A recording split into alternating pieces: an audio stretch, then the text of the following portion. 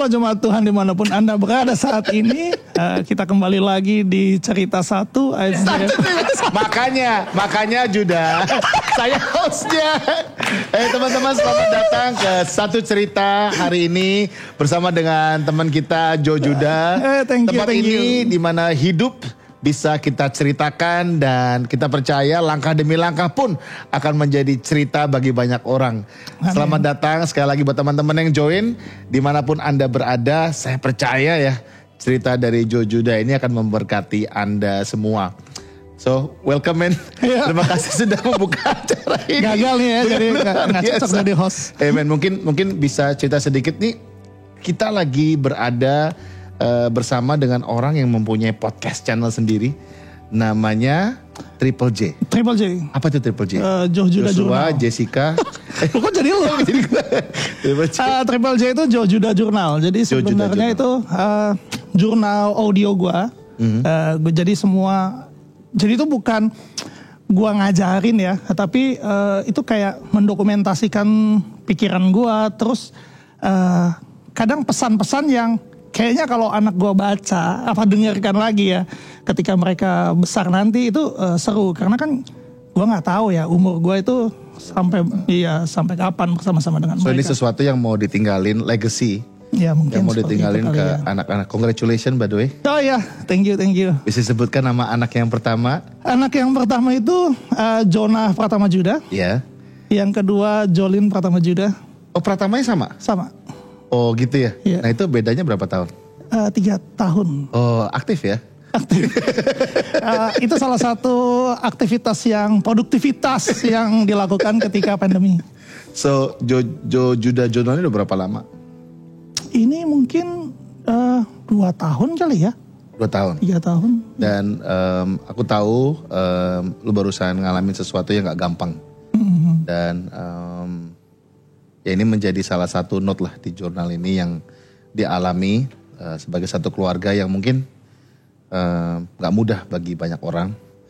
Gue pernah ngalamin ini juga sebelumnya di tahun 2011. Kehilangan seseorang yang menjadi menjadi yang fondasi ya, atau yang kokoh gitu dalam keluarga. Waktu papa gak ada dan you ngalamin sesuatu yang pretty much similar. Boleh cerita apa yang terjadi? Oke. Jadi salah satu awkward moment ketika dalam hidup ya, maksudnya apalagi dalam berjemaat, adalah ketika kita datang ke tempat duka ya, ke rumah duka. Dan saya senang sekali sebenarnya datang ke rumah duka ya, karena kayaknya kita bisa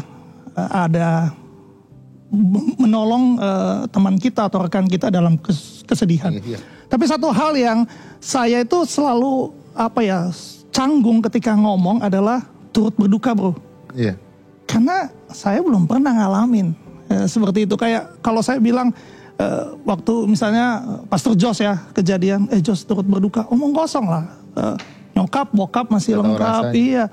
Keluarga masih lengkap, adik masih lengkap. Jadi semuanya itu masih utuh. Jadi saya tuh nggak pernah ngomong bahwa turut berduka karena memang belum pernah tahu rasanya seperti apa. Dan yang selalu ingatkan saya itu adalah istri saya, karena istri saya walaupun saya selalu bilang bahwa saya itu lebih cerdas 10 tahun dari dia, itu memenangkan semua argumen teman-teman. Inside joke. Itu semua memenangkan semua argumen. Cuma dalam hal ditinggalkan atau soal kematian ini ya, dia lebih dulu karena papa mamanya udah nggak ada. Jadi dia yang selalu ingatkan saya, dan dia namanya anak laki-laki ya. Anak laki-laki itu memang dan kakak paling besar. Iya, paling besar. Dari 5 bersaudara. Dari 5 bersaudara. Kadang suka nggak ada peduli-pedulinya gitu loh. Lupa telepon orang tua, nggak ada kabar. Nah, dia yang selalu ingatkan saya. Sampailah ketika 19 September 2021, mama pertama kali masuk rumah sakit. Nah, di situ memang mama udah punya riwayat gula tipe 2 ya, DM tipe 2 itu panjang. Nah, cuma itu masuk rumah sakit alasannya lemes saja. Cuma begitu dicek keluar tuh hasilnya semuanya ternyata ada stroke ringan, terus adalah demensia dini terjadi. Nah begitu ada kata demensia itu berarti no turning back. Artinya tidak ada apa ya namanya ya? Ya nggak bisa balik lah. Iya nggak bisa balik lagi. Nah di situ. Pas tahu itu perasaannya gimana? Nah disitulah saya tahu, Jo, ini waktunya lo akan lewati di mana. Karena kematian itu ya, kayak tadi yang saya bilang ya, itu kayak ngelewatin sungai ya. Kita nggak akan pernah tahu kematian itu sampai kematian itu datang ke keluarga kita. Jadi makanya saya nggak bisa bilang turut berduka, saya belum ada di titik tersebut. Tapi ketika kita sudah menyeberangi sungai tersebut ya, entah keluarga dekat kita, saudara kita udah ada yang meninggal, baru kita tahu oh rasanya kehilangan tuh seperti ini. Makanya saya bisa bilang turut berduka ya, karena saya juga pernah ngalami mungkin situasi kondisinya berbeda. Nah disitulah tiba-tiba saya nggak tahu, tapi di hati kecil saya bilang, this is your time, this is your turn nih untuk ngalamin melintasi sungai ini. Jadi ya udah. Perasaannya nggak enak banget nih. Gimana ya? Ketika tahu hal tersebut, nggak langsung deg-degan atau takut? Nggak juga sih, karena kalau takut mungkin kepikiran mungkin. Kepikiran juga ada, cuma gue lebih ngelihatnya begini. Semakin kita cepat untuk merangkul kematian, maksudnya dalam arti kita menyadari bahwa kematian itu sesuatu yang nggak bisa kita lepas ya. Maka itu momen dimana kita bisa menghargai hidup. Karena kita tahu, oh hidup itu ada batasnya. Sesuatu yang nggak ada batasnya kita cenderung take it for granted. Tapi ketika kita tahu, oh ini ada batasnya, maka ini momen nih yang kita harus pakai untuk apapun yang kita bisa kasih. Ketika saya tahu bahwa mama kondisinya seperti itu dan akan semakin menurun, yang kita bisa lakukan kan sebenarnya adalah apapun itu ya, pengobatan yang kita coba lakukan itu bukan untuk membuat dia sembuh lalu kembali seperti dulu dan dia sehat 100%. Itu kayaknya tidak seperti itu jalannya. Tapi ini sebenarnya waktu yang anak-anak bisa pakai untuk bilang I love you mom, dalam bentuk uang, perhatian, tenaga, effort untuk ini gitu loh. Jadi justru sakitnya mama, kalau saya lihat, kalau kami lihat, itu adalah sebenarnya kesempatan kami untuk bilang I love you. Karena ketika dia demensia, dia sebenarnya udah nggak bisa ngerasa apa-apa. Mungkin kesadarannya 75%, I don't know. Seperti itu. Jadi gue pikir itu justru apapun yang kita lakukan itu bukan untuk dia, tapi sebenarnya balik lagi untuk kami. Dan bisa dibilang 3 bulan kemarin itu benar-benar 3 bulan ya, di 19 September hari Minggu nyokap masuk rumah sakit di Banjarmasin. Habis itu kan keluar masuk rumah sakit, kita bawa terbang ke Jakarta. Terus hari terakhirnya dia adalah 19 Desember, itu pas hari Minggu juga. 19 Desember pagi jam 5.06 nyokap meninggal. Dan pas itu 19 Desember itu anniversary nyokap bokap ya, pas 40 tahun. Jadi saya rasa ya memang begitu, dan waktunya memang udah. Memang waktunya begitu, dan ketika terjadi itu ya kita ngelihat bahwa Tuhan campur tangan ya dalam. Gimana dengan sebagai orang yang kakak paling besar ya. Ingat tuh pagi itu aku lihat telepon miss call dari Tito. Oh iya. Dan ada time berasa oke ini something happen gitu. Iya. Terus telepon Tito, ingat banget tuh di apartemen di bawah di Singapura. Telepon Tito, terus dia bilang mama udah gak ada. Terus doa. Tak bisa bayangin sih sebagai kakak paling besar. Harus kuat buat adik-adiknya. Itu gimana?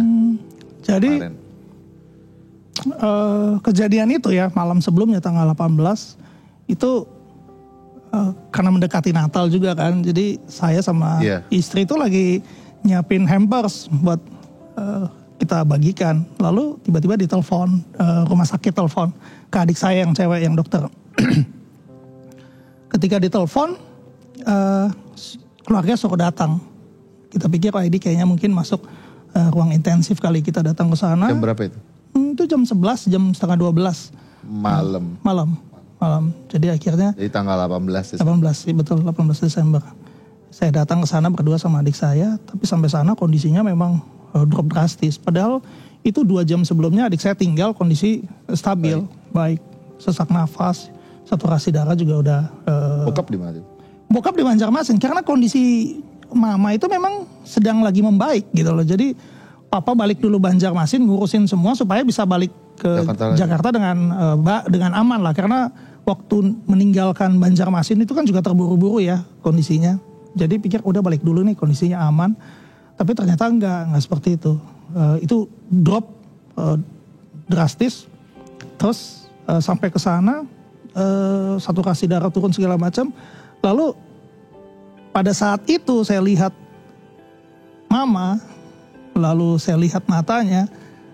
Saya tahu ini kayaknya inilah waktunya, momennya untuk. Jadi saya telepon lah semua adik-adik saya. Jam 11 malam ini. Iya, jam 11. Datang semua. Andrew lagi sakit juga dia memang waktu itu. Jadi nggak bisa. Dia kayaknya istirahat. Ito yang angkat. Terus dia bilang, iya kesini. Mama mau masuk ruang intensif. Ya kan mama mau masuk ruang intensif juga. Ngapain datang ke sana? Jadi dia belum berpikir. Karena kalau begitu masuk ruang intensif memang nggak bisa dikunjungin selama pandemi kan. Terus semua lagi kumpul di Jakarta. Lagi di Jakarta. Masih ada di Surabaya. Tuh. Richard sama Sheni yang terbang. Ada masih. Itu besoknya ya, langsung terbang.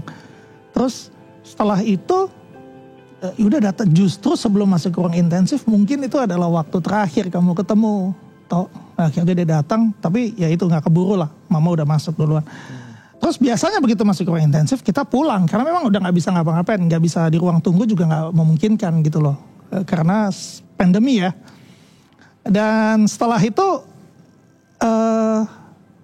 adik saya yang cewek bilang, Kak kita tunggu dulu deh gitu. Kita tunggu di ruang tunggu, itu masuk jam setengah 12, jam 12. Kayak jam 2 itu sebenarnya kita udah mau pulang. Kita dipanggil sama dokter jaganya, terus dia kasih tahu kondisi mama. Dia sampaikan semua prosedural standar. Jadi akan dilakukan CPR dan segala macam kalau kondisinya buruk dan lain-lain gitu kan. Wah kita udah, ya udah adik saya yang bilang kan, dokter lakukan apapun yang perlu dilakukan untuk pertahankan mama. Termasuk pacu jantung. Iya lakukan semuanya yang bisa dilakukan. At least kita udah sampai di titik tersebut gitu kan. Oke, dia pergi. Dia lakukan seperti yang dia lakukan. Itu jam 4. Tiba-tiba di intercom tuh bunyi blue code. Cuma bunyi gitu, adik saya langsung bangun. Dia ada feeling. Iya ada feeling, ini mama nih. Blue code itu berarti ada pasien yang jelek di intensif. Udah kita tunggu, dokternya panggil, jelaskan kondisi mama. Nah ini sebenarnya ada satu hal yang lucu gitu loh, maksudnya di tengah-tengah itu dokternya udah kasih tahu semuanya. Saya syok, si adik saya juga syok gitu, maksudnya wah udah suram gitu, duduk gitu kan. Tito datang, Andrew udah ada juga, Tito udah ada juga. Kemudian Tito nanya, Kak gimana mama? Ya mama lagi di PCR. Gue jawabnya PCR bro.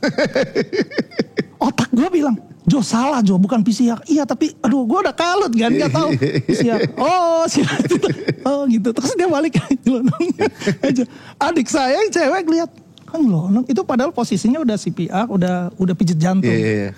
Ketika ditanya kebalik. Itu udah 10 menit mama udah gak ada jantung, udah gak ada denyut. Wah di tembok berdiri, adik gue yang cewek udah tunduk, si Tito baliknya dengan santai. Karena dia mikir PCR. Terus begitu kejadiannya meninggal, dia kaget. Kenapa PCR bisa meninggal? Dia masih mikirin sampai di rumah duka. Kenapa PCR itu bisa meninggal? Ternyata maksudnya CPR. Gue itu salah. Jadi dia keselnya gitu. Ya ampun, gue di depan baru menikah lagi kan. Di depannya si istrinya.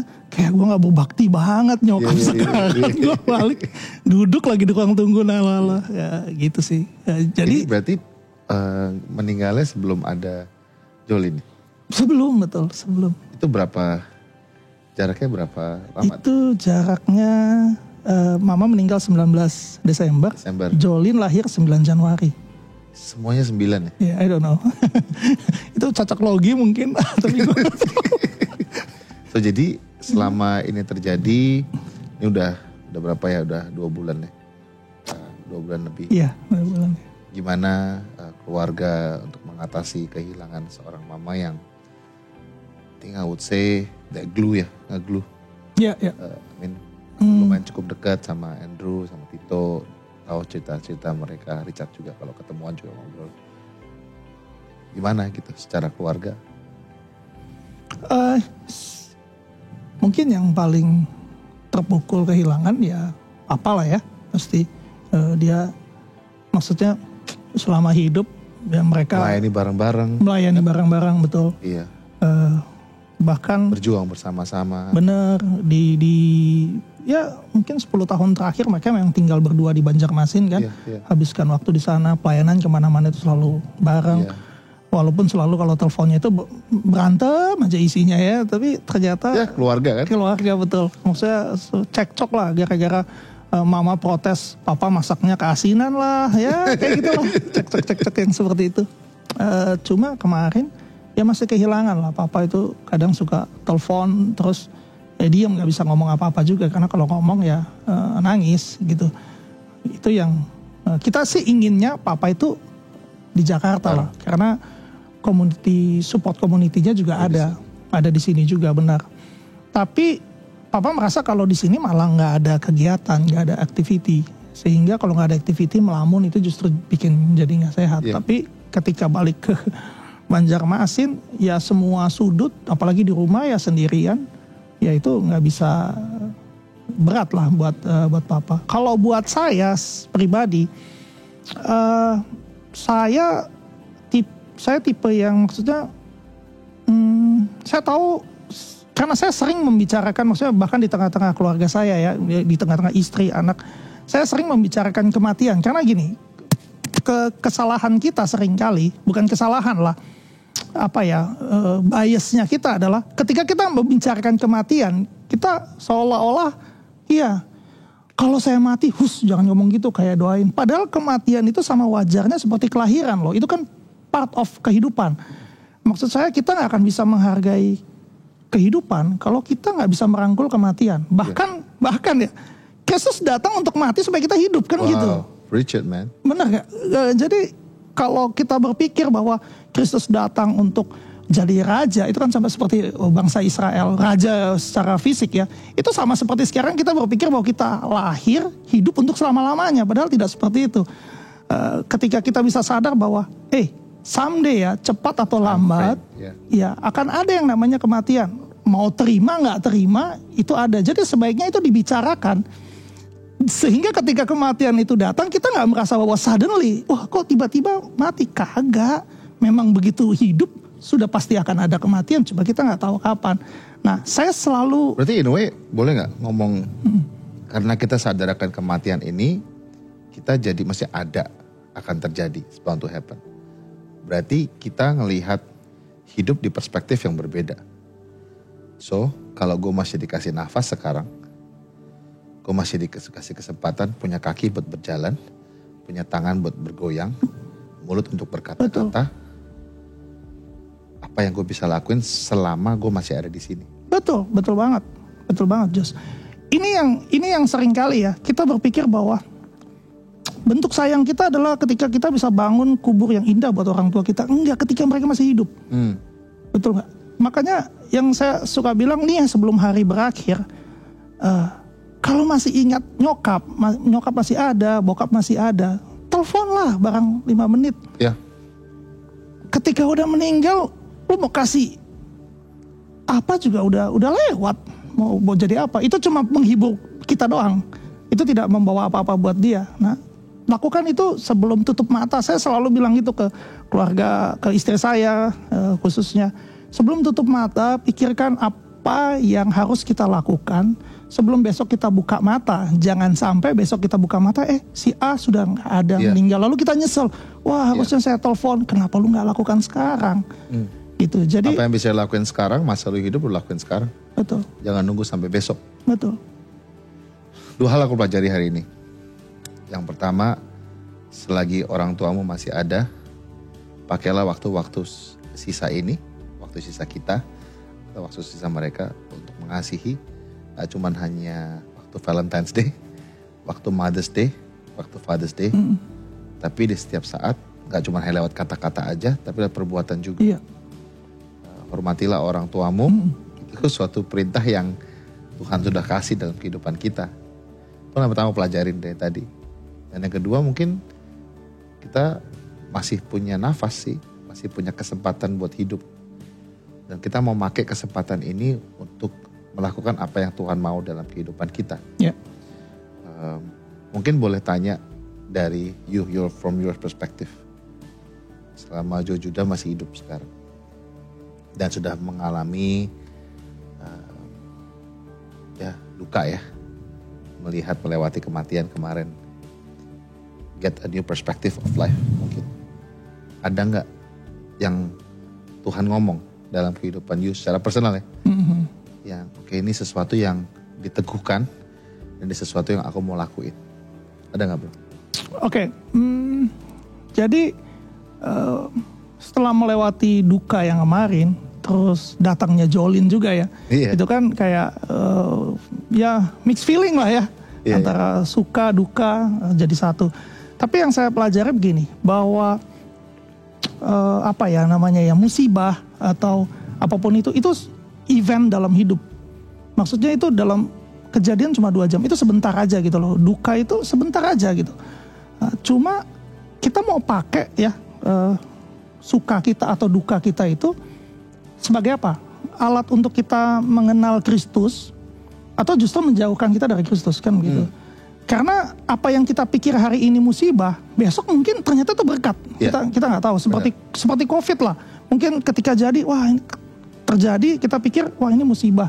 Tapi buat beberapa orang ternyata ada berkah.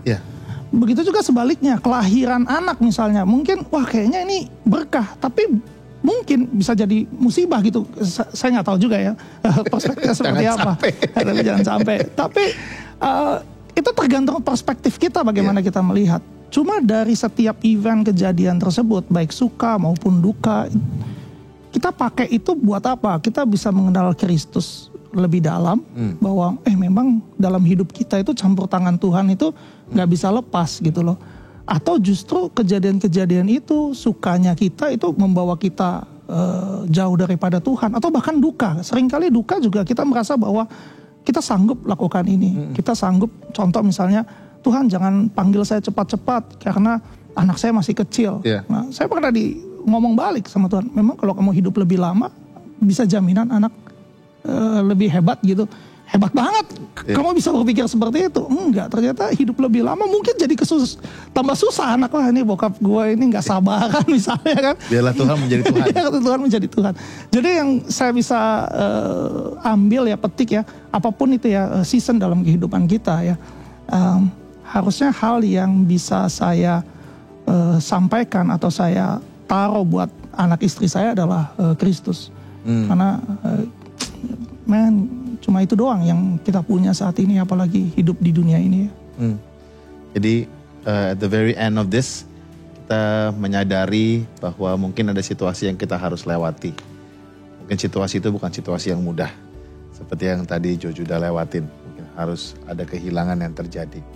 Tapi karena kehilangan terjadi ini ada dan happen, kita bisa melihat dari perspektif yang berbeda dan belajar sesuatu dan menyadari bahwa seperti Joe Judah bilang, hidup adalah untuk Kristus. Dan kita bisa belajar untuk menggunakan akhir hidup kita untuk menjadi saksi Kristus. Akhir hidup kita untuk benar-benar melayani Dia, mengikuti Dia. Dan yang terakhir tadi yang suka banget, mengasihi orang tua kita while we are here. Thank you man. Thank you. Buat hari ini, cerita yang simple banget, relate banget ke gue karena gue juga mengalami hal yang sama. Thank you for everyone yang di sini. Dan bagi Anda semua yang mempunyai cerita juga, jangan sungkan-sungkan ya. Bisa cerita ke kita juga akan apa yang Anda punyai atau saksi kehidupan Anda. Bisa isi atau klik di link tree ini, di bawah ini. Atau mungkin perlu bantuan doa. Kita pun juga ingin mendoakan bagi Anda semua. So, sampai jumpa di satu cerita yang ke depan. Nama saya Joshua dan ini adalah Joe Judah. See you guys di satu cerita yang selanjutnya. See you later.